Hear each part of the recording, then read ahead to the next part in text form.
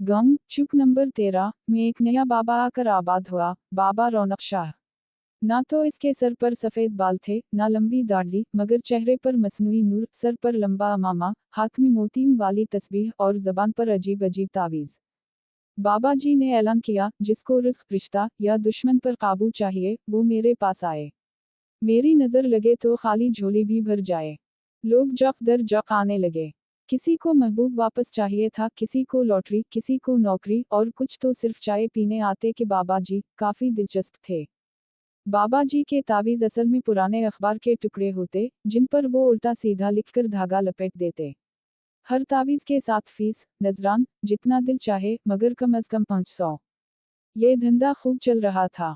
बाबा जी दिन में 5 मरतबा मोबाइल चार्ज करते, ताकि फेसबुक पर लाइव आकर करामतें दिखा सकें।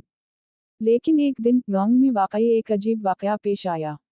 एक खातून अपने बेटे के लिए तावीज लेने आई। बाबा जी ने हसबे मामूल कागज पर कुछ लकीरें मारी, धागा लपेटा और दे दिया। खातून ने पूछा, बाबा जी ये काम कब करेगा? बाबा ने आंखें बंद करके कहा, तीसरे दिन रात को ख्वाब में पैगाम आएगा।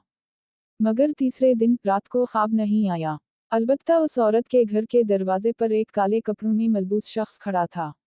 उसने दरवाजा खटखटाया और कहा, बाबा जी का तावीज मेरे इलाके में इस्तेमाल किया गया है। अब बाबा जी को मेरे पास आना होगा। ये सुनकर औरत घबरा गई और फौरन बाबा जी को बुलाया। बाबा जी हंसते हुए आए, ये भी कोई बात है।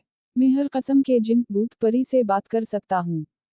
मगर जैसे ही वो शख्स बाबा जी के सामने आया, इसकी आंखें अंगारे बिन गईं, और वो हवा में मुअल्लक होकर बोला, तुमने मेरे नाम का जाली तावीज बनाया। अब सजा भुगतो। बाबा जी के तो हाथ पांव फूल गए। तस्बीह नीचे गिरी, अमामा अलट गया, और इन्होंने घबरा कर कहा, जिन भाई मुआफ कर दो, वो तावीज दरअसल वो अखबार था, और वो भी पिछले साल का। जिन ने कहा लगाया और कहा, सजा ये है कि अब तुम पूरे 1 महीने गांव के कुएं से पानी निकालकर मुफ्त बांटोगे। बाबा जी ने रो रो कर माफी मांगी, लेकिन जिन गायब हो चुका था। अगले दिन से बाबा रौनक शाह का तावाज़ुन वाला ढोल बंद हो चुका था, और वो एक बाल्टी और रस्सी लिए कुएं पर बैठे नजर आते। गांव वालों ने सुकून का सांस लिया और बाबा जी का नया लक़ब रख दिया, बाबा पानी शाह।